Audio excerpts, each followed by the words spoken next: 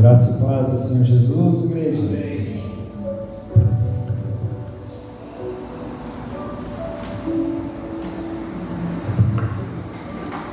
Deixar uma palavra de salvação para os irmãos.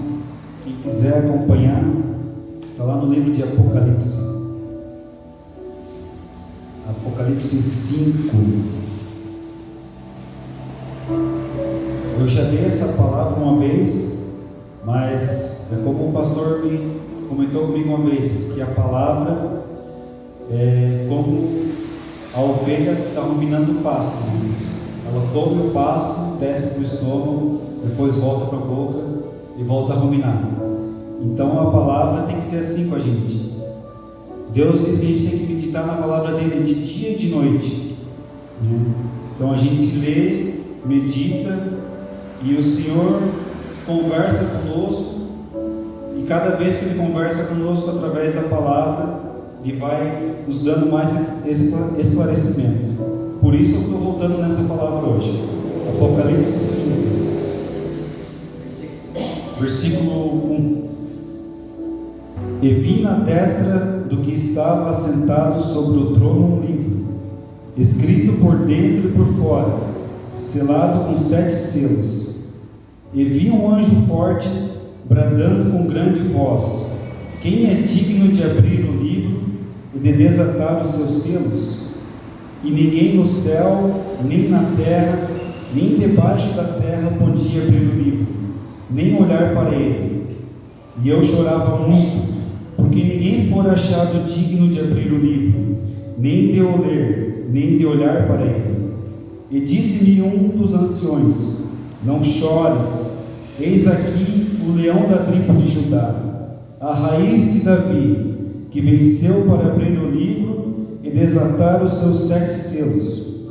E olhei, e eis que estava no meio do trono e dos 4 animais viventes, e entre os anciões um cordeiro, como havendo sido morto, e tinha 7 pontas e 7 olhos, que são os 7 Espíritos de Deus, enviados a toda a terra.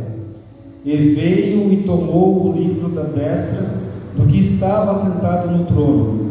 E havendo tomado o livro, os 4 animais e os 24 anciões prostraram-se diante do cordeiro, tendo todos eles harpas e salvas de ouros, cheias de incenso, que são as orações dos santos.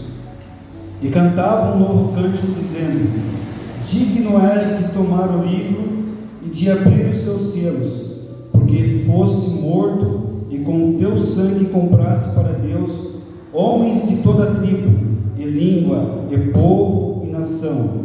E para o nosso Deus os fizeste reis e sacerdotes, e eles reinarão sobre a terra. Até aqui, irmãos.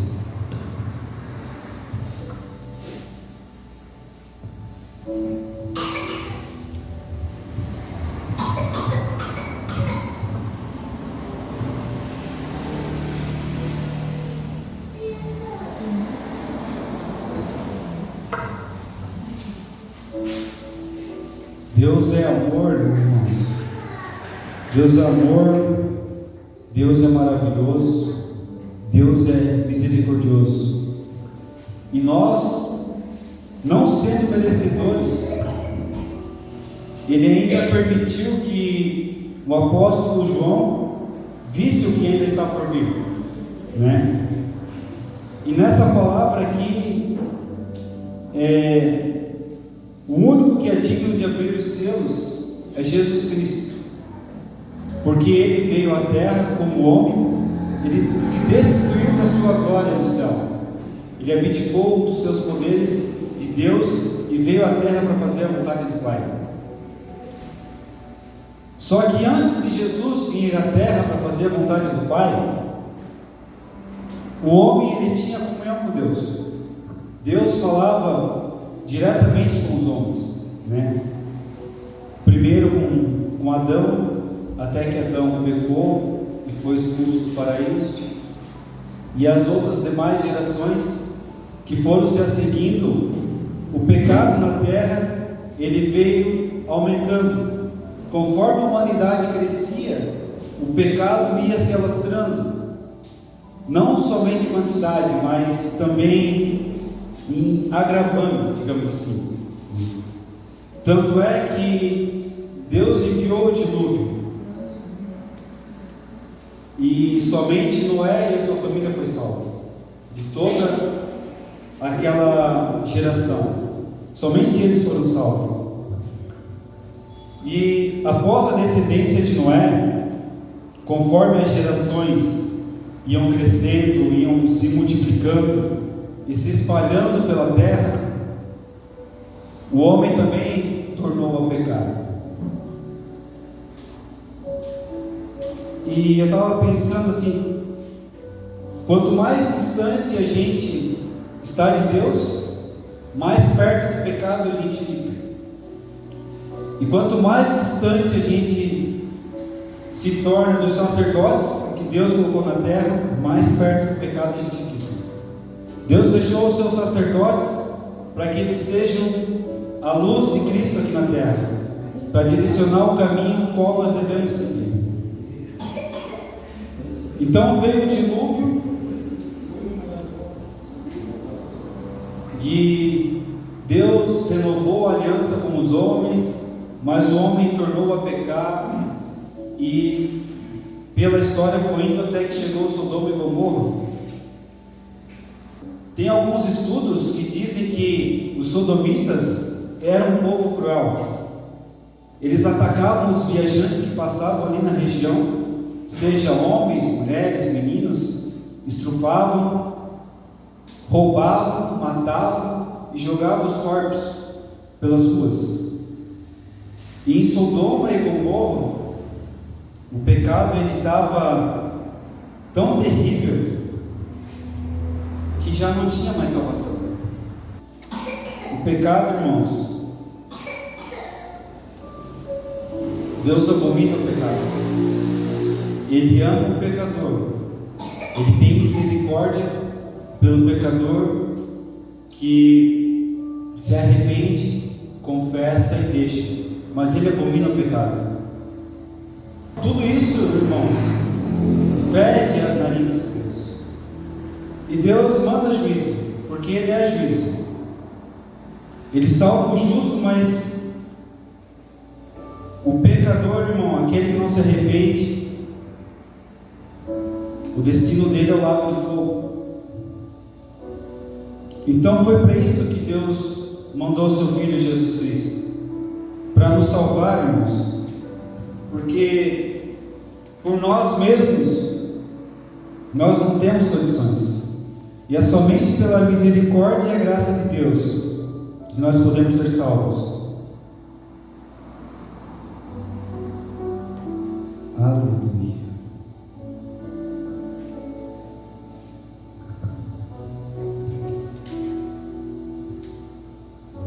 E muitas dessas pessoas morreram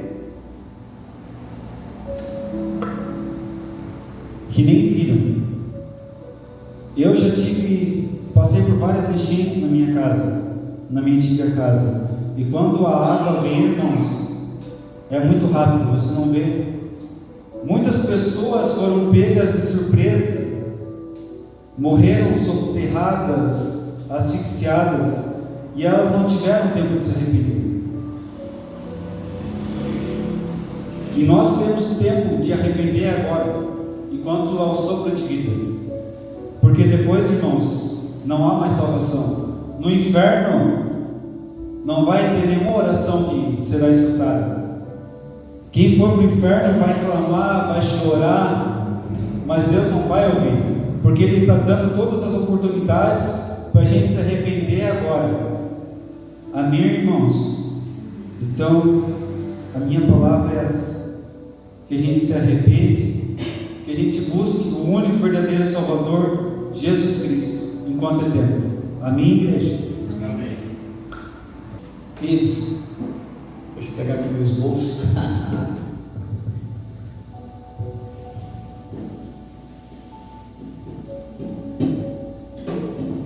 Atos Apóstolos 8, verso 26 ao 40. Nós vamos encerrar hoje o capítulo 8. E quarta-feira que vem, para o capítulo de número 9, nós vamos falar do Filipe e eunuco de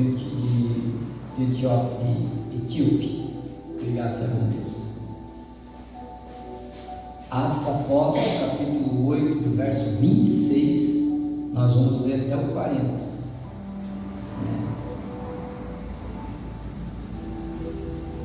Já está na mão ali. E o anjo disse: amém, irmãos? Quem não achou, está aqui em cima. Agora, né? Tem projetor, ficou mais fácil. Está lá. Mas é bom para anotar aí para ler em casa se precisar. O anjo do Senhor falou a Filipe, dizendo: levanta-te e vai para a banda do sul, ao caminho que desce a Jerusalém para Gaza, que está deserto. Ele levantou-se e foi. E eis que um homem etíope, eunuco, mordomo-mor de Cândace, rainha dos etíopes, a qual era superintendente de todos os seus tesouros, e tinha ido a Jerusalém para adoração, regressava sentado no seu carro, lia o profeta Isaías. E disse o Espírito a Filipe: chega-te, ajunta-te a esse carro. E correndo Filipe ouviu que lia o profeta Isaías e disse: entendes tu o que lês? E ele disse: como poderei entender se alguém não me ensinar? E rogou a Filipe que subisse com ele e se assentasse. E o lugar da escritura que lia é este: foi levado como ovelha para o matadouro, e como está o mundo, e como está mudo o cordeiro diante do que o tosqueava, assim não abriu sua boca. Na sua humilhação foi tirado o seu julgamento. A quem contará a sua geração? Porque a sua vida é tirada da terra.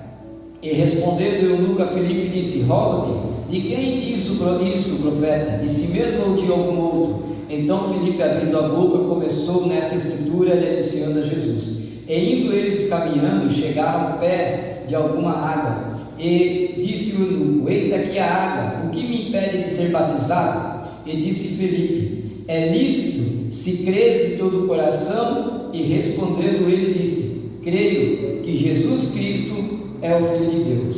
E mandou parar o carro, e desceram ambos a água, tanto Filipe como o eunuco, e o batizou. E quando saiu da água, o Espírito do Senhor arrebatou a Filipe, e não viu mais o eunuco, e jubiloso continuou o seu caminho. E Filipe se achou em Azoto, e indo passando anunciava o Evangelho em todas as cidades, até que chegou a Cesareia.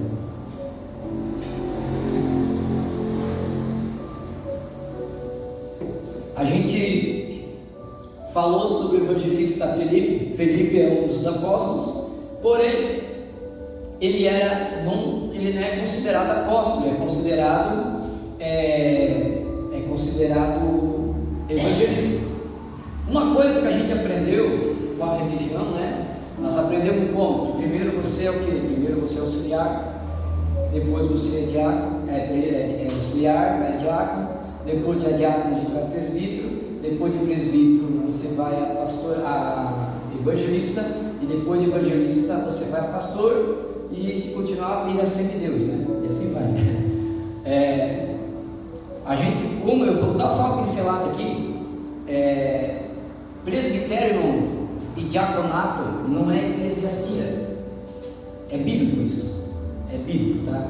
A gente vai estudar sobre os 5 ministérios. Quais são os 5 ministérios da Bíblia? Eclesiástico. O que é eclesiástico? É o que é determinado com autoridade, é o que tem autoridade.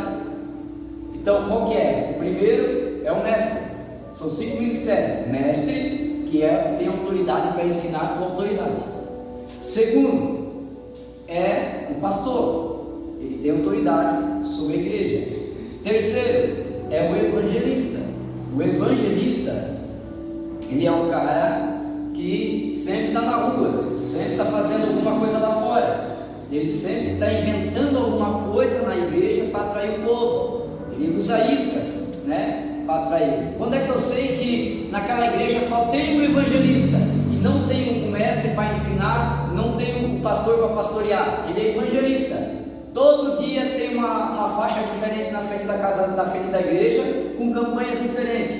Só que por que a Bíblia diz que você tem que ter os 5 ministérios? Porque o evangelista atrás, né?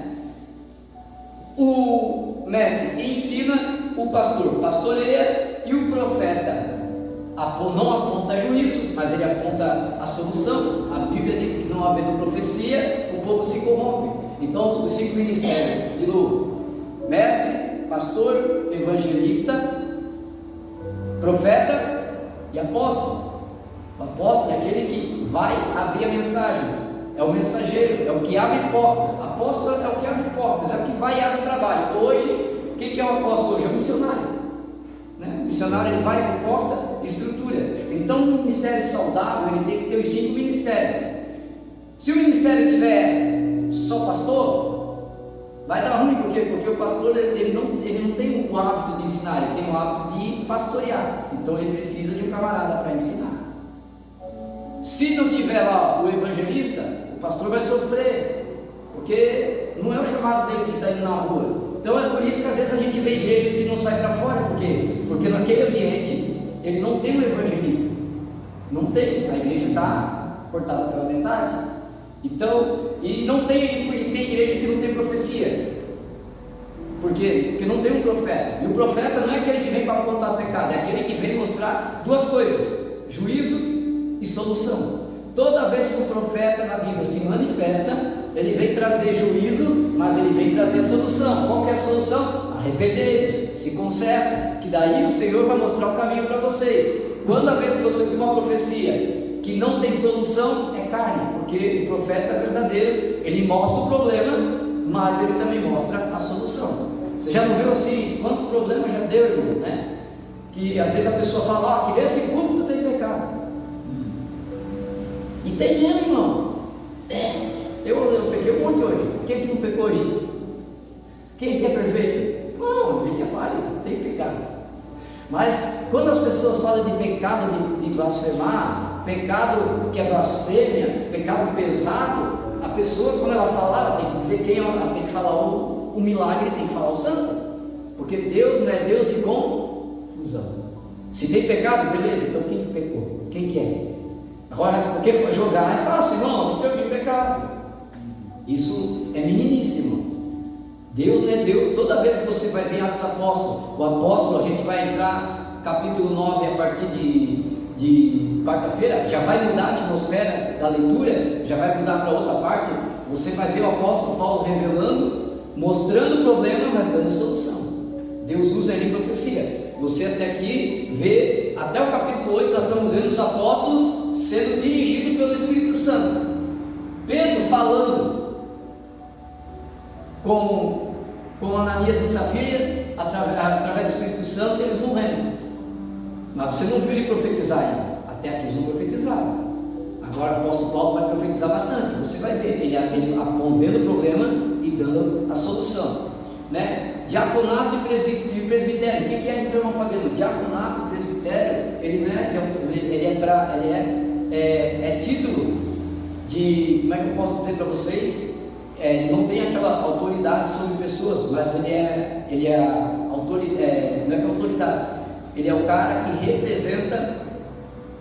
Quando um dos 5 não estão, o presbítero e o diácono é os que representam esses na falta. É por isso que diácono, irmão, não é chamado. Diácono, você fica diácono por um tempo. Daqui a pouco, né, porque o diácono é o que serve a mesa, mas daqui a pouco ele não vai só servir a mesa. Daqui a pouco vai desabrochar dentro dele um dos 5 dons. Ou ele vai ter o dom de ensinar, ou ele vai ter o dom de pastorear, ou ele vai ter o dom de estar para fora, de evangelizar, ou ele vai ter o dom de profecia, ou ele é aquele cara que tudo que ele bota a mão a coisa acontece. Ou ele pode ser igual ao apóstolo, né? A palavra apóstolo que abre porta. Se tu fechar, olha, eu falei os quatro ministérios aqui, ó, fechando o dedinho aqui, cobre os 4. Ó. O apóstolo Paulo, ele tinha os 5 ministérios. Ele fazia tudo.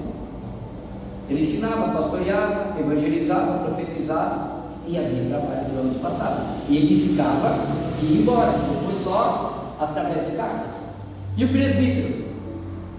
A gente fala o evangelho de João. João era o quê? Era apóstolo. Mas quando João chegou na idade de 60, 50 anos, ele já não era mais apóstolo lá na ilha de Patmos, ele era presbítero. Se você ler a carta de 1 João, 2 João, 3 João, ele não está sendo chamado lá de apóstolo, ele está chamando de presbítero. Por isso que antigamente, se eu chegava numa igreja tradicional, o presbítero era quem que era o presbítero da igreja? Tu viu um presbítero de cabelo preto? Não, velhinho. Já. O presbítero antigamente, se torcia o bigode do púlpito, tu já sabia que estava ruim o negócio. Mas por quê? Porque o homem que já tinha o quê? Bagagem. O presbítero original, não é os presbíteros que a gente vê hoje, é aquele camarada que tem bagagem. E a gente encara o presbitério como se fosse um declínio, não. Ele é o que vem depois do apóstolo, porque o apóstolo é aquele cara que vai abrir porta. E o presbítero é aquele que parou de abrir porta e já não tem mais força para ir, então ele está ali cuidando, dirigindo uma igreja. Ele está ali. Tanto que quando alguém ficar doente, não é para ir o diácono, não é para ir o pastor, não é para ir o evangelista, não é para ir o profeta, nem o apóstolo. Quando tiver alguém doente, quem que tem autoridade para ungir o cara? Presbítero. É o presbítero, irmão. É ele que tem autoridade de colocar a mão, receber a confissão do cara, se tiver pecado, o cara ser curado. Então não é para qualquer um. Amém? Amém. Então, só para dar uma pincelada, mas lá na frente, lá no capítulo 14, 16, a gente vai voltar a falar disso aí. Então, ele era um evangelista. E você vai ver que quando o que desencadeia a vida de Felipe é que Felipe, ele tinha uma alegria, irmãos, de pregar o evangelho. E eu amo o evangelho, essa parte de Felipe, porque Felipe, ele passou em Samaria. Nós lemos aqui alguns capítulos atrás, e você não vê Felipe instituindo dogma nenhum. Ele foi lá, pregou o evangelho puro e simples. Jesus é o caminho, a verdade e a vida, ninguém veio ao Pai. O que tem que fazer? Se batizar. Ele falou: ó, agora a gente vai fazer um discipulado, tu tem que ter a visão da minha igreja. Não tinha isso. Era um evangelho puro. Ele foi lá e falou para Samaria. Ele pega para Pedrão, ó, Pedro, né? Até brinquei, eles pegaram o WhatsApp e ligaram lá, ó, passei por Samaria, já preguei, todo mundo está batizado, agora vocês aqui venham e batizem ele com o Espírito Santo. Olha a simplicidade de Filipe. Por isso que o apóstolo disse que um planta, outro rega e outro colhe. Então a obra de Deus, ela funciona dessa forma. Então esse versículo do 26 ao 40, a gente vai ver Felipe com alegria pregar o evangelho, levando a alegria do Espírito Santo a vários lugares. Então quando ele entrou, enquanto ele estava lá em Samaria, o Espírito Santo, nós vimos na versão passada, o Espírito Santo disse: ó, Felipe, vai para o deserto, vai para lá, vai para Gaza. Gaza é deserto, irmão, não tem nada lá. Mas Felipe, movido pelo Espírito Santo, foi pela obediência. Querido, é o que eu falei no domingo passado, irmão. E a pregação do domingo passado não terminou, eu vou continuar ela no domingo que vem, porque ela vai terminar com o sacrifício da cruz. Deus nunca vai se manifestar da forma que eu e você queremos. Se fosse hoje, será que nós íamos? Nós estamos aqui tranquilinho. Aí Deus fala: vai para fora e nada. Isso aqui vai crescer, vai crescer, mas se eu não sair lá atrás para ir atrás das ovelhas, não vai crescer. Se nós não for atrás, não vai. Aí aquele Fabiano quer ficar aqui. Venha nós ao nosso reino e nada. Aí Deus fala: Fabiano, vai lá para o loteamento novo. Aí Fabiano vai dar uma passada lá, 2 casas só no loteamento novo lá. O que eu vou fazer lá? Eu falei: Deus está doido. Mas Felipe não questionou. Felipe chegou no lugar, não tinha nada, irmão, era só deserto. E quando ele está chegando ali, parado, está vindo uma carroça. Era o etíope, era o eunuco. O cara era chefe, né? Os irmãos sabem que é eunuco, né? Quem não sabe que é eunuco, levanta a mão. Eu explico. Você sabe que é eunuco? Eunuco é aquele camarada, né? Que cuidava dos haréns, dos reis, né? Então, quando ele era escolhido, ele era separado e ele era ali cortado fora o seu genital, porque ele não podia se relacionar com as mulheres. Então, ele não podia gerar filho de jeito nenhum, e nem ter relação com mulheres. Só que esse eunuco, ele era um eunuco especial, porque além dele cuidar de todos os eunucos do reino da rainha, ele é o cara, era o tesoureiro da rainha. E uma vez por ano, esse camarada, ele ia para Jerusalém para adorar a Deus. Imagina como não ficava a cara dos judeus, irmão, porque eles não gostam de estrangeiro. E chega lá, um eunuco de Etiópia, cheio de corrente, eles andavam, eles tinham vou desenhar ele para vocês. Geralmente ele era cheio de brinco, cabeça raspada, brincão com auréolas no nariz, com corrente que vinha até aqui. Imagina esse cara chegar na porta do templo e vir trazendo sacrifício. Aí os judeus piravam, ficavam doidos. Só que Deus tem misericórdia, porque o Evangelho ele não veio, Jesus ele não veio apenas para um, ele veio para salvar o que se havia perdido. Deus deseja salvar toda a humanidade. Essa passagem simples, ela fala que Deus veio salvar toda a humanidade, não importa conforme ela esteja. Lembrando que o povo dessa terra, eles não vão para o inferno por causa do pecado, irmão. Não vão. Eles vão para o inferno por causa de não aceitar o perdão de Deus, porque eles já foram perdoados na cruz. Todos nós já fomos perdoados na cruz. O meu vizinho que não é crente, ele já foi perdoado na cruz. Só que ele tem que aceitar o perdão. E as pessoas hoje não querem aceitar o perdão. As pessoas, por que elas não querem? Por causa de vídeo da mídia, ou por causa de ver vizinhos lá que naquele lugar tem que botar um véu, no outro lugar tem que botar não sei o que, no outro lugar tem que fazer o que, tem que fazer tanta coisa, em outro lugar tem que dar não sei quantos %. O Evangelho virou banalizado. Não tem mais aquele Evangelho simples, mas cheio de poder. Irmão, eu tenho saudade de 15 anos atrás, 16 anos atrás, de quando nosso pastor na época, pastor Kleber, a igrejinha pequenininha, irmão, a gente começava a adoração, igual a gente faz aqui, adoração, e caiu um mover na igreja, e as pessoas, a porta estava aberta, as pessoas passavam de bicicleta, paravam e ficavam vendo. Aí o porteiro fazia um convite, a pessoa via e entrava, a pessoa aceitava Jesus. Quantos cultos nós, homens, pegávamos a mulherada no colo e botava no carro, arrebatava. Quantos cultos? E hoje não tem mais. Mas naquele tempo o pastor chegava assim: a Deus está me falando que essa igreja precisa se arrepender. Irmão, ninguém levantava e ia embora. A igreja se levantava e caía de joelho. Lembra disso, Lisandro? Eu estava lembrando hoje disso. Teve no meio da pregação, ele falou assim: irmão, se você quer se arrepender hoje, porque Deus falou para mim que a nossa igreja está assim, ninguém torceu o nariz, irmão. Ele pegou, vamos orar. Ele pegou, dobrou o joelho, a igreja toda caiu de joelho e começou a pedir perdão. Adolescente, jovem, e o fogo caiu na igreja. Aquele dia nós acabamos, o culto era quase 1h da manhã, o povo não queria ir embora, e o pastor estava tão embriagado do Espírito que ele dizia: se vocês querem ir embora, podem ir, mas eu não vou despedir vocês, porque eu não quero que ele vá. Porque a gente ora tanto para a presença do Espírito Santo chegar, e quando chega a gente fica olhando para o relógio, como se ele estivesse preso nas nossas formas, nas nossas dinâmicas. Aleluia! Ele só vem, amados, aonde ele é bem-vindo. Então o Espírito Santo achou um coração, um etíope, que estava lendo a palavra de Isaías. Até hoje, irmãos, nenhum judeu consegue explicar essa passagem de Isaías. Nenhum judeu, porque eles estão presos na lei. Mas quando ele pergunta de quem ele está falando, eles entendem. Filipe entendeu que Isaías estava falando de Jesus.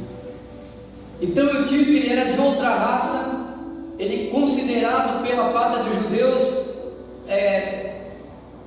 uma pessoa que não era digna, mas Deus viu o coração daquele homem e reconheceu a necessidade dele levar o Evangelho para a Etiópia. É interessante que Deus ele não faz parcialidade com base em raça, nem aparência. A gente vai ver no capítulo 10 Deus fazendo a mesma coisa com um centurião chamado Cornélio. Um centurião, ele era chefe dos exércitos e coordenava 100 homens, por isso o nome centurião. E aquele cara era um general romano. Irmão, romano tem sangue no olho. Romano é era um dos camaradas mais depravados que tinha. Mas Deus olhou para Cornélio e enviou um anjo para falar com ele. Então, Tiago 2:1, abre para nós lá, Tiago 2:1. Meus irmãos, não tenhais a fé de nosso Senhor Jesus Cristo, o Senhor meus irmãos, não tenhais a fé de nosso Senhor Jesus Cristo, Senhor da glória, em acepção de pessoas. Porque se no vosso ajuntamento entrar algum homem com anel de ouro no dedo, com trajes preciosos, e entrar também algum pobre com sórdido traje, ou seja, com traje estragado, e atentares para o que traz o traje precioso, e lhe disseres, assenta-te aqui, num lugar de honra, e disser ao pobre, tu fica aí em pé, ou assenta-te embaixo do meu estrado, porventura não fizeste distinção entre vós mesmos, e não vos fizeste juízes de maus, ou de maus pensamentos? Até aí. Então, é uma ordem do apóstolo Tiago: olha, não faz acepção de pessoas. Se chegar um camarada bem arrumado, porque geralmente não é o que acontece, com certeza vocês já viram isso. Quando chega uma família num lugar, né? Camarada, carro mais novo que o seu, salário mais novo que o seu, o tratamento é diferente. Opa, não é Ramon, é doutor Ramon. Ô doutor Ramon, fica à vontade, meu irmão. Doutora Rose, Vossa Senhoria, trata diferente. Aí o camarada está 10 anos na igreja, mas não quer andar de bicicleta. Ô Zé, você tá bom? Traz um copo de água para o doutor Ramon. Não é assim? Porque nós vivemos uma geração em que você é válido pelo que você dá e não pelo que você é, infelizmente é assim. Mas é por isso, querido, que eu creio que Deus ainda tem os seus remanescentes, querido. Eu creio que você é um desses remanescentes. Eu creio que quando Deus for te colocar no alto, que quando Deus te colocar no lugar dos príncipes, você não vai ser assim, você vai ser diferente, porque o evangelho que você está sendo ministrado é um evangelho puro e simples, sem dogma, sem nada. Então, olha as ações. Por que você vai ver que Deus, ele sempre vai trabalhar? Lembra que eu falo, que a gente já falou até no retiro? Deus nunca vai trabalhar por conta mesmo, ele sempre vai usar o mensageiro. Deus precisou de Pedro para ir lá na casa de Cornélio. Deus precisou de Filipe agora para falar com o Antíoco. Ou seja, não adianta você só orar por uma pessoa. Você tem que orar, mas você também precisa se posicionar. Deus quer usar você para falar de Jesus para o vizinho da frente. Deus precisa de você para falar para o vizinho de trás. Deus quer usar para você quando você vai comprar um pão, olhar para a cara da pessoa lá e falar, Jesus te ama. Porque às vezes, querido, só Jesus te ama. Ou Deus tem um projeto na tua vida, muda tudo. Eu lembro que uma vez a gente foi eu fui numa meu Deus, uma agropecuária nova, tinha aberto aqui para trás. Aí a gente estava fazendo 7 dias no monte, né, irmão? Tu fica meio cheio, assim, tu fica meio abusadinho, né? Aí eu lembro que eu fui lá comprar comida no calopsita. Aí tinha uma moça sentada assim. Aí quando a gente fica assim meio fazendo jejum, a gente está andando falando de língua. Daí eu cheguei fora de línguas, baixinho, né? Eu, moça, tem alpiste lá? Tem? Tem que cá, comprei. Aí quando eu olhei para ela assim, e falei assim, não, só que eu parecia que estava dentro da igreja. Falei para ela no balcão, falei assim, Deus tem uma obra, Deus tem uma obra na tua vida e tu não pode desistir dele.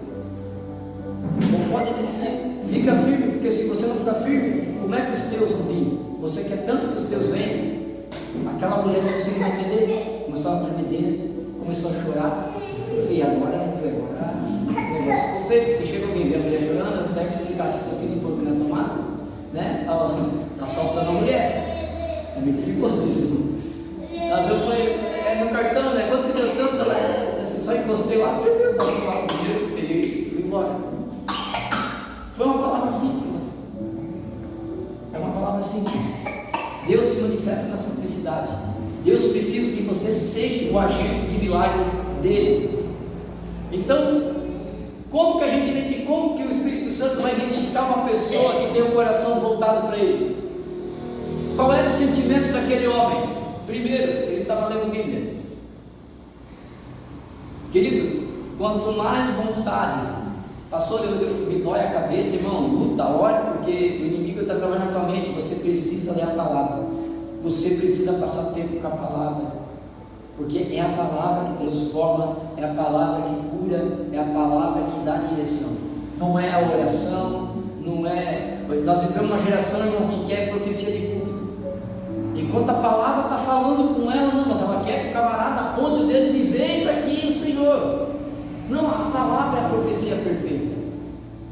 E a gente tem pessoas que ainda não despertaram e ficam procurando fogo no púlpito, enquanto a palavra ela é simples. Então a primeira coisa, se você tem amor à palavra, você já tem um grande ponto no céu para Deus te usar. Segundo, quando ele viu Felipe, e Felipe começou a perguntar se ele entendia, e ele não entendeu, ele foi humilde, ele disse: olha, não sei, pode me explicar?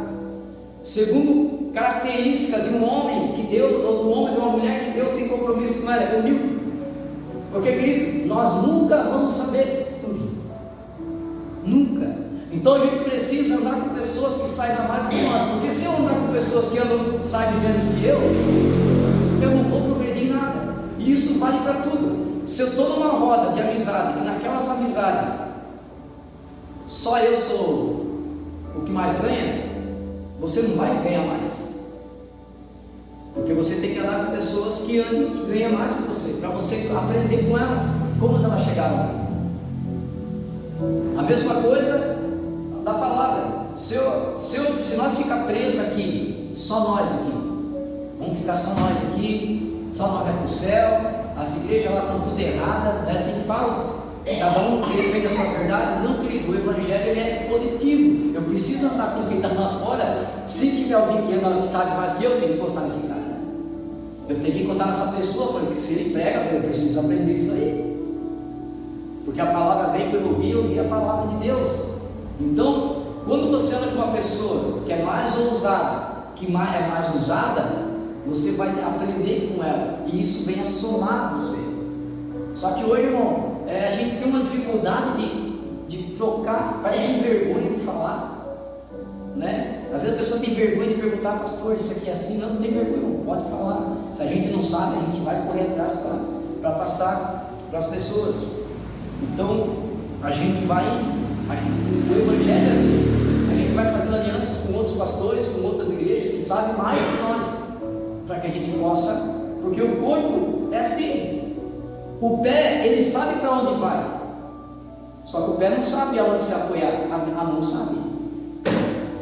Se o pé for bater ali, a mão vai na frente, opa, quase de um topão no dedo agora. O pé depende da mão, e a mão depende do pé. Então, o pescoço parece insignificante. Talvez o corpo do pescoço diz assim: eu estou num lugar mais alto, mas eu não tenho aqui, eu não tenho validade. Se o pescoço não virar, a cabeça não sabe fazer isso. Então, cada um, por menor que seja, irmão, tem um papel incrível no corpo de Cristo. Todos nós somos necessários crescer em duas coisas: graça e conhecimento. Tem que ter a graça, por favor, do merecido, porque a graça é que me faz humilde. A graça que a gente fala, né? Quem anda na graça, ele não aponta o dedo para o outro, ele aponta o braço, ele estende a mão, porque você entende que um precisa do outro. Agora, se eu não andar pela graça e querer andar só pelo conhecimento, que é o que acontece com a maioria das pessoas, a gente vai ficar o quê? Soberbo. A gente fica soberbo, aí a gente quer debater, a gente quer se achar mais. Irmãos, hoje eu aprendi nesse tempo, né? Não sou tão tempo assim de convertido, mas eu não debato mais Bíblia com todo, irmão. Eu já pergunto, você já leu a Bíblia inteira? Não, então não vou conversar com você, porque eu vou falar coisas, você vai querer me puxar coisas que você lembrou de fulano, coisa que dentro da Bíblia, então não adianta. Não adianta. Aconteceu no retiro, né? Quem estava lá comigo lá no retiro, lá, né? A turma que estava comigo no retiro, que o rapaz veio lá, veio debater. Aí começou a debater, não, amém, irmão. Eu fui tomar banho, deixei ele falando sozinho. Amém, amém. Aí uma vaga nós estava, né? Deixei ele falando sozinho. E foi. O cara querendo debater, o cara testemunho de Jeová querendo debater. E eu já tinha quebrado todos os argumentos dele na palestra. Ele veio querer. Eu falei, não. Aí à noite eu estava lá fora, ele sentou do meu lado, ele não ficou bravo, né? Eu falei, não, porque a palavra ela reflete quem a gente é. Ele, né? Tu está certo. Eu falei, então certo isso que olha onde você está. O que você quer dizer? Você diz que conhece, mas olha onde você está. Você está no centro de recuperação, cara. Ou seja, você tem conhecimento, mas você não teve a graça, a humildade de seguir o que está escrito. Porque até o diabo conhece a palavra, mas ele não se dobra.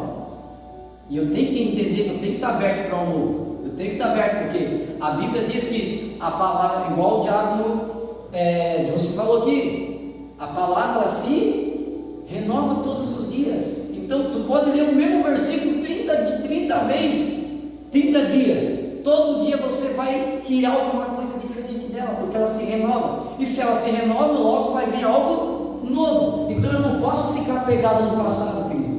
Eu não posso ficar preso. Filipe, se ficasse preso na religião judaica, ele não ia para Samaria. Ele não ia ser usado por Deus para tocar no coração do etíope e ganhar ele para Jesus. E tem pessoas que gostam de viver de passado, querido. Tudo que você aprendeu lá atrás, guarda o que é bom, porque com certeza passou homens de Deus que choraram por você, que te ajudaram em oração. Guarda Deus no coração e o honra. De vez em quando dá uma ligadinha para ele lá, honra ele. Mas é um novo tempo. Você tem que se agarrar para o novo, porque o tempo deles passaram, agora é com você. E assim como quando você estiver lá, o teu tempo vai passar também. E os filhos do teu da fé, eles vão bater asas e vão voar. A gente não pode prender todo mundo, né? A intenção é ganhar, instruir e enviar. O Evangelho, ele é um rio, irmão. Jesus falou, aquele que beber de mim, rio de água viva fluirá. Rio não para, rio é corrente, ele anda. E se eu não me atentar, eu ficar preso em alguma coisa lá atrás, a obra vai andar. Aí, aquilo que era para eu fazer, se eu ficar apegado em coisas do passado, ficar preso em coisas, em ritos, em coisas, e não pegar aquilo que é novo, porque o rio ele vai para diversos lugares, Deus vai levantar outro e botar no meu lugar. Já que tu não quer sair daí, então tu pode ficar aí. Tu vai deixar de ser um rio, vai virar um lago. O lago fica parado.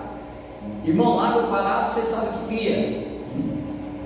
Dengue, dá problema. Volta e meia tem que alguém lá tirar entulho, porque cria limo, porque não sai, a água começa a feder. E olha como no reino de Deus, irmão, tem muita água parada no reino. Sabe quando é água parada? Quando você vai conversar com ele, não sai uma palavra de bênção, irmão. Ele só sabe falar mal. Tu vai contar uma história, falar, irmão, o culto foi uma bênção. Ah, tu viu lá? Jesus, esquece lá, irmão. Vivo novo. Ah, mas por que é diferente? Meu Deus do céu. Então, são coisas que é difícil. Toda mudança gera desconforto. Então, quando eu cresço em graça, em conhecimento, eu sou um grande alvo para Cristo trabalhar na minha vida. Então, assim como eu digo que nem crente era, ele já envolveu Filipe, provavelmente já estava envolvendo o camarada que estava na frente, perguntando, já leu a Bíblia aqui? Porque quem é curioso pergunta. Então, envolva a sua família biblicamente. Envolva. Eu nunca pensei que eu ia ter saudade, irmãos, de sentar na cama para estudar e os meus filhos pular em cima de mim, cada um com uma Bíblia. Eu sinto saudade desse tempo. Quando eles tinham idade, pequenininho assim, cada um vinha com uma Bíblia e eu tinha que estudar porque eu tinha que lhe ensinar. Cada um vinha com uma Bíblia lá. Ô pai, prega para nós aquela passagem, tudo, mas eu quero essa passagem. Daí a Zana vinha e tirava eles, não deixa o teu pai estudar, que ele tem que dar aula, tem que pregar, vou ter que dar aula amanhã de manhã na escola bíblica dominical. Eu não aproveitei esse tempo, Ramon. E hoje eu olho, então invista, fale da palavra dentro da tua casa. Uma coisa eu vou falar para vocês, eu aprendi na prática: o filho não faz o que você manda, o filho faz o que vê você fazendo. Se tu não pegar na Bíblia dentro da tua casa, ele não te vê de joelho, você não vai influenciar ele nunca. Não adianta você falar, lê a Bíblia, nem tu lê, quem é tu para dizer que tu lê a Bíblia? Você tem que praticar. Experiência própria, irmão. Experiência própria. Então, Deus ele quer que você nos ajuntemos para que a gente possa encorajar outras pessoas a se envolver a leitura. Nós precisamos, como igreja, irmãos, conhecer a palavra. Se você não começou a maratonar a Bíblia, não começou a ler, comece a ler, irmão. Não tem problema você chegar atrasado alguns meses. A gente faz lá 2 formaturas, não tem problema. Ou a gente espera, a hora que chegar, a hora que é igual de chegada. O primeiro que chegar, espera até o último chegar e a gente faz a formatura junto. Mas leia a palavra, veja lá os estudos bíblicos que a gente já deixou lá filmadinho para você, né? O livro de Levítico é fantástico, irmão. Eu achava o livro tão chato antes de ensinar. Depois que comecei a estudar o Levítico, nossa, é muito bom. Você vai entender muita coisa na era de Jesus no Levítico. Então, envolva-se com a palavra. O apóstolo Paulo diz a Timóteo, 2 Timóteo 3, que você tem que ser hábil na palavra para ensinar, para instruir. Se você quer ser um bom obreiro, você quer ser um líder um dia, leia a palavra, medite nela, aprenda.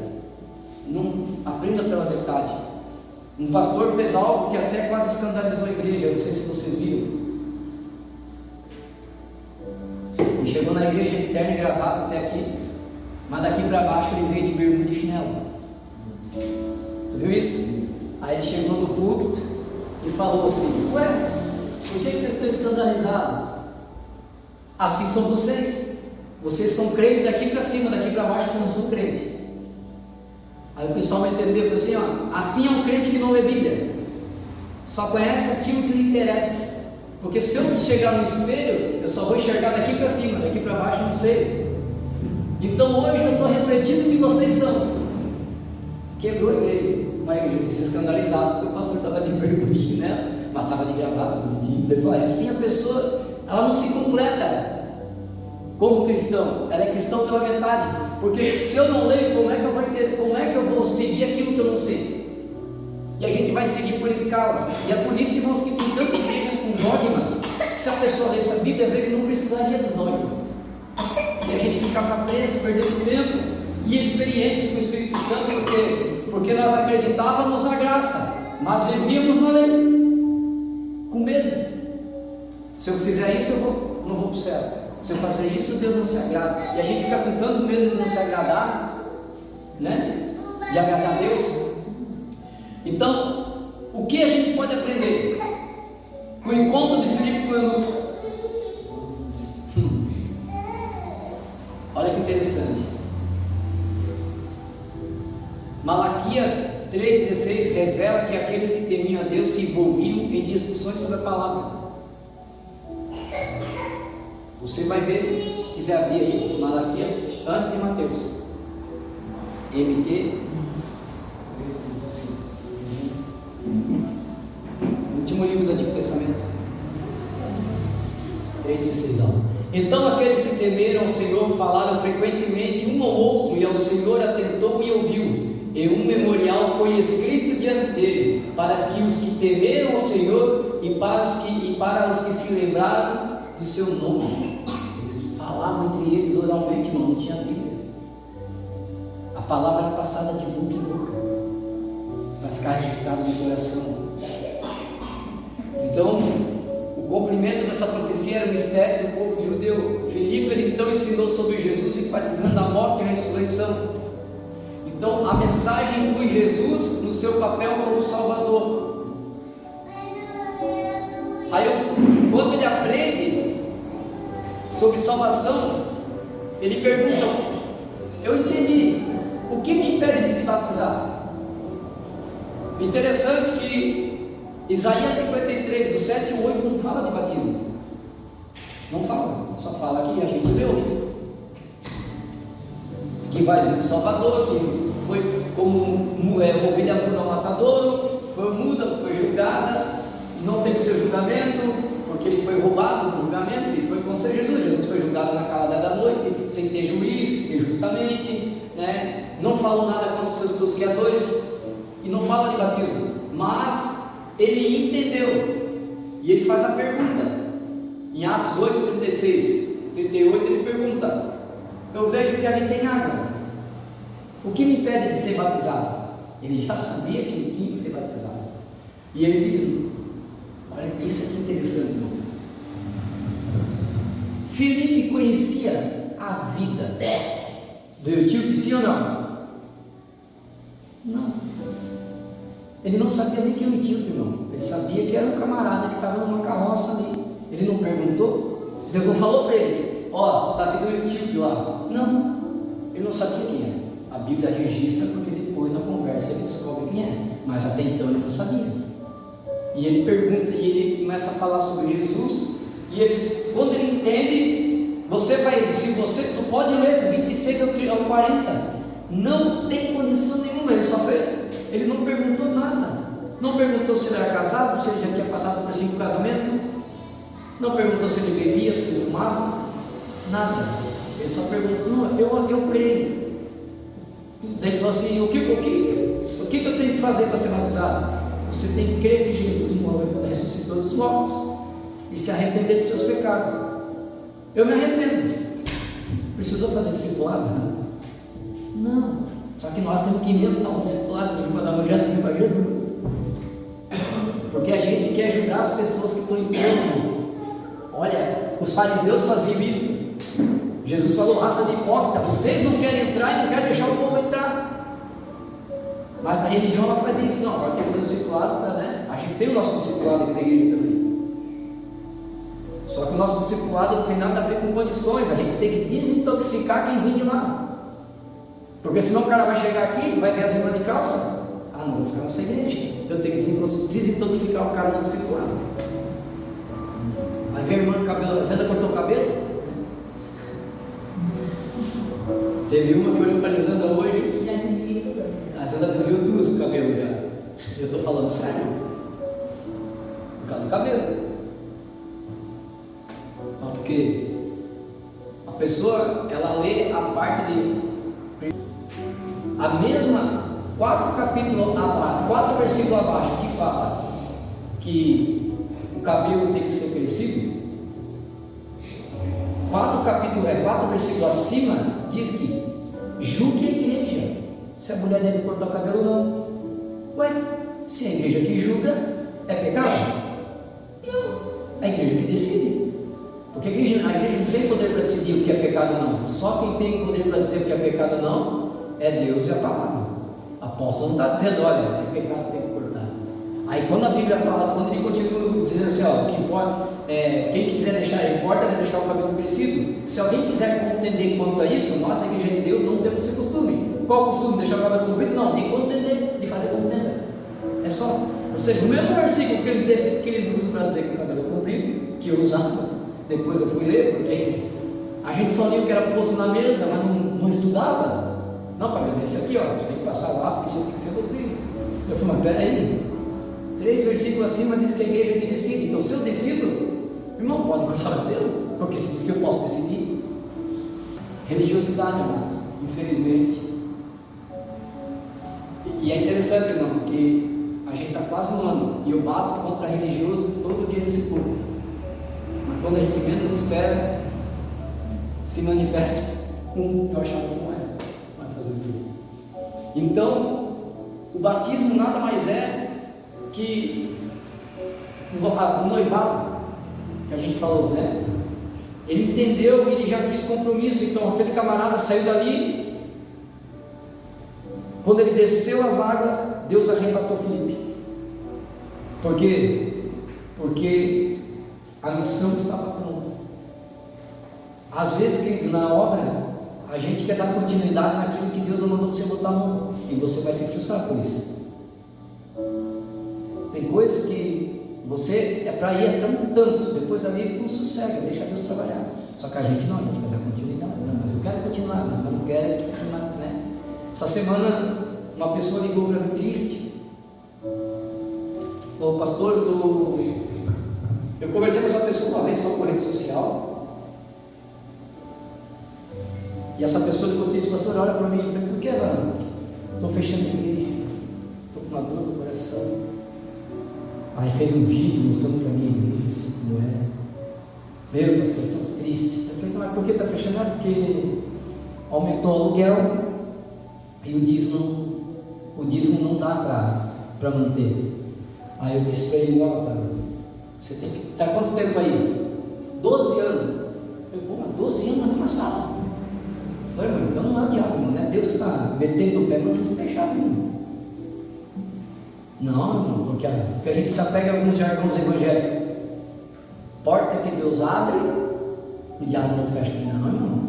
12 anos já era para ter levantado acampamento e ter ido para outro lugar já. Que não era uma sala grande, uma sala pequena. Já pensou, vamos ficar aqui 12 anos? Que evangelho é esse? A igreja tem que crescer. Eu falei, não, irmão. Eu falei assim, não, mano. É Deus trabalhando na tua vida para tu daí ele chorar, irmão, igual criança pequena. Olha aqui, pastor, meu púlpito, eu não vou poder levar. Eu falei, ó, tá aí, ó. Tá abraçado na noiva. Eu falei, a noiva já tem marido, irmão. Larga a noiva. O que tu vai fazer agora? A gente vai começar a fazer nas garagens. Eu falei, é isso aí. Depois Deus te abençoa, tu abre outro lugar maior. Sabe, o povo quer agarrar na noiva, quer ficar pego em estrutura. Meu púlpito.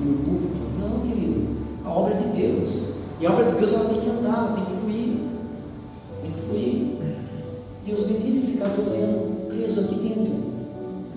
Não, né? Aí nós temos que caminhar. Aqui é só o começo. Pode ser que aqui um dia aqui fique a série, sei lá, alguma coisa, ou fique um ponto, mas eu creio que logo as coisas, Deus vai trazendo gente, e só vem gente de longe, já viu?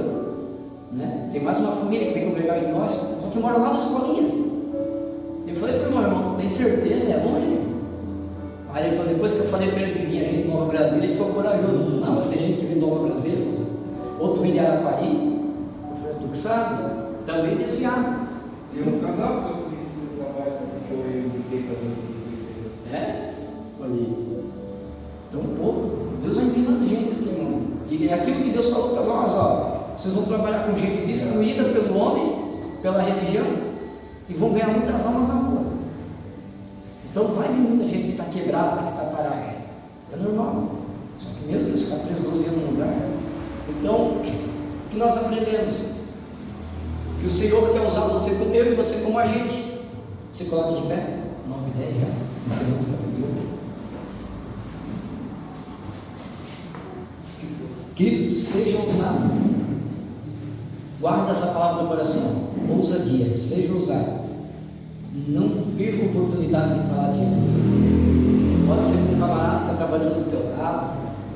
Às vezes a gente pensa assim, poxa, mas o cara vai me achar quadrado. Tinha um pastor que dizia, amigo meu, dizia assim, antes subir quadrado que descer redondo, irmão. Tem muita gente que quer descer redondo aí, vai dar ruim. Mas a tua parte você fez. Você falou de Jesus para a pessoa. O sangue daquela pessoa não está nas tuas mãos. Então manifeste a glória de Deus que está em ti. Eu não sei você, irmão, mas eu estou meio ansioso, né? Até minha esposa essa semana está falando comigo, amor, tu está bravo comigo? Você está tão quieto. É que eu estou com um negócio aqui dentro, irmão, não sei explicar para vocês. Eu estou com uma ansiedade tão grande, mas a minha ansiedade não é a ansiedade de fazer a obra. Eu estou pensando, eu queria, eu não sei se vocês já viram. Uma vez eu fui ver o pastor, vocês vão entender o que eu estou falando. Eu vi o pastor Antônio Cirilo ministrar, e enquanto ele ministrava, né, eu lembro que os músicos queriam tocar com ele, ele perguntou para o músico: vocês estão em consagração? Das músicas: não, pastor, deixa eu tocar contigo, que a gente conhece todas as tuas músicas. E imagina Antônio Cirilo, ele vem só com um violãozinho, irmão. Pensa num cara simples. Só que uma música dele é 40 minutos. Uma música. Ele não tem música para vender, ele faz música para adoração. Poderoso Deus é dele. Por isso que é 3 horas. Poderoso Deus, poderoso Deus. Aí volta para o começo. A música que a gente canta aqui, tu és adorado nesse lugar, é quase 30 minutos. Ele e o violãozinho. E ele começou a cantar. A glória de Deus caiu no templo, irmão. Os caras desmaiaram, porque ficou impossível de respirar. E ele, o guitarrista, largou e correu. Aí o que deu? Ele falou: cara, não dá para respirar lá em cima. Chegou alguma coisa para esse homem, não dá. O tecladista desmaiou, o baterista apagou dentro da parte, tiveram que puxar, levar, que ele não conseguiu, o ar ficou irrespirável. Daí a gente entende o que aconteceu quando os sacerdotes, quando desceu a glória no tabernáculo, o sacerdote, todos caíram, desfaleceram, a Bíblia diz. Eles não conseguiram respirar. Tamanha era a glória de Deus. Isso faz 15 anos. E pessoas no nosso meio começaram a fazer assim, amor, curado da vista. Ele não botou mão em ninguém, ele só começou a cantar poderoso Deus, só. E a igreja começou a adorar com ele. Mulheres assim, tinha brinco de prata assim, o brinco começou a virar de ouro, começou a cair pó de ouro dentro da igreja. A gente olhava para cima assim, não entendia, que não via nada caindo, mas na mão assim, pó de ouro. Hoje eu não vejo mais isso. E a minha fome é por isso, irmão. Eu não sei vocês, mas eu quero. Irmão, se Deus fez uma vez, eu creio que Ele vai fazer de novo. A minha ansiedade é por isso, irmão. Eu estou com meu espírito está agitado. Eu tenho saudade. Alguém já viu o Berehim pregar aqui? Coloque no YouTube: Berehim em Porto Alegre. Um estádio que não comportava lugar.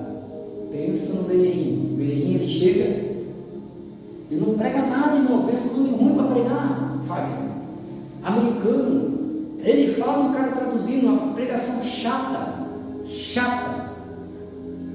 Mas quando ele manda abrir o corredor e fala: quem quer acertar dízimos? Eu não sei como, cara. Vem aquela nuvem de gente para frente. Uma pregação chata que nem eu aceitaria Jesus se tivesse ouvido aquilo lá. E um mover atrás dele, um coral de não sei quantas mil pessoas. Ele diz assim, tem no YouTube, ele é aqui em Porto Alegre, a última vez que eu fui no Brasil. Ele olha para trás e diz assim: coral, vocês querem sentir agora que eu estou sentindo? Aí ele levanta a mão, e o coral levanta a mão, né? Ficou uma música muito famosa no livro pentecostal, que é Aleluia,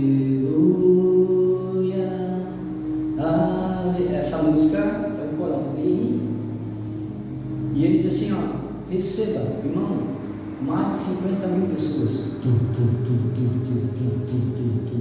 batizadas no Espírito Santo. Mulher, eles pegavam assim, vinha os obreiros, pegando mulheres, homens. Tinha uma mulher que era muito surda, ele pegou assim, chegou perto dele e fala. Não, ela não falava. Ele não falava nada, irmão, nada de sensacionalismo. Receba, não. Ele só pegava assim na cabeça. Diga aleluia. A mulher começava a chorar, ele chamava a mulher dele, botava a mão, a mulher caía. Quando voltava, ele disse: abre a boca. A mulher abria a boca, ele dizia: fala aleluia. Aí ele pegava assim, botou a mão na garganta da mulher, assoprou. E a mulher, aleluia. E a mulher já cai de joelho chorando. Pessoas assim, que vindo de cadeira de roda, ele: come here, vem a mim. Mano, um negócio muito doido. E o camarada levantava e ia dele. Mano, não sei você, mas eu quero viver isso. Eu creio nisso.